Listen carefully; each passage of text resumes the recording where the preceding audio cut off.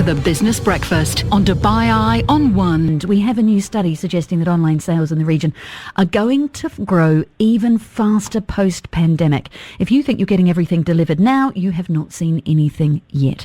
We are joined now by the COO of the company behind this research, deVere Forster of Dubai CommerCity, a free zone dedicated to those in the e-commerce business, unsurprisingly. deVere, good morning. Thanks for joining us. Good morning, Brandy, and thank you very much for having me. Let's take the headline figure from your study that online sales in the wider MENA region are expected to pass $50 billion by the end of next year. That is a significant uptick from the last prediction. Talk me through it. Yeah, look, back in 2015, Dubai CommerCity was grown out of a dream by DAFSA, so the Dubai Airport Free Zone Authority, to create Dubai CommerCity as a dedicated first and only free zone for e-commerce within the GCC area. And back in 2015, the market was expected to come in around 26 billion by 2022, but because of, obviously, the pandemic has helped, and the growth in the adoption of e-commerce shopping, we now expect revenues of in excess of 50 billion by the end of next year, which then gives us kind of a CAGR growth across the MENA region of about 25% over 5 years. We're a little bit suspicious of conveniently round bouncy numbers here on the Business Breakfast, deVere, I have to say. Talk me through how you got to the $50 billion mark. I think if you look at, we essentially look at where e-commerce is a percentage of total commerce by market. And if you look specifically at the UAE and Saudi Arabia, they are over-indexing in terms of the percentage of total commerce that is now going through e-com. And they're experiencing growth rates, 5-year CAGR growth rates of close on 40%. However, there are some countries within GCC markets that are a lot smaller, so therefore e-commerce represents a very, very low single-digit percentage of total commerce. That's really around two factors. One is the adoption by consumers into digital, but also by the sheer amount of either sellers or online platforms that are in each of the different countries. And again, I would say that UAE and KSA are the most mature in terms of being able to offer up their consumer the ability to be able to shop online. Are there any headwinds to that? Are there anything that could derail that growth? I think what potentially could derail it is online players not being really able to service their consumers. So, I've been in e-commerce, Brandy, for 21 years. I've represented Al-Shaya and Al-Futtaim in this market. And in both those retail conglomerates, I created e-commerce for them from scratch. And it only takes one bad experience by the consumer that from their first initial trying of buying something via e-commerce, that they then simply switch off and go back to shopping purely offline.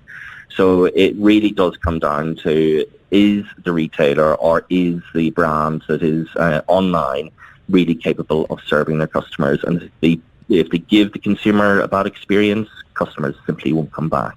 And the big issue here, particularly in the UAE, does tend to be the last mile delivery, doesn't it? I mean, you put in your address on the website. The day it's supposed to arrive, you get a WhatsApp asking you for your address. You get a phone call asking you for your address, and then someone turns up while you're at work to tell you that they're standing outside your door and nobody's home. Why can't we nail that? There is, in this market, there is no such thing as zip codes or postcodes. Yes, the UAE tried to get this off the ground a number of years ago, and zip codes in the US, postcodes in UK have really nailed the accuracy of delivery. You even know it yourself as a consumer that shops online. Sometimes, within the checkboxes that you have to put in terms of your delivery address, you ask for a landmark. Nowhere else in the more the developed world of e-commerce in the US or the UK or Europe are you asked for such information, because they simply do have these codes, postcodes that do direction your delivery.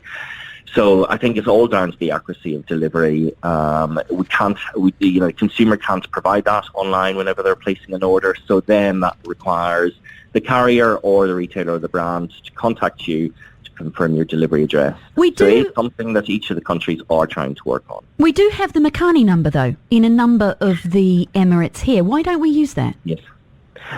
It hasn't been adopted really by retailers. And look, I've been back in the region for 6 months, having worked for a big retailer out in Thailand. It came online whenever I was away. I've come back. I don't even know my number, and I guarantee you go out there and ask 9.9 out of 10 people, they probably don't know what their number is.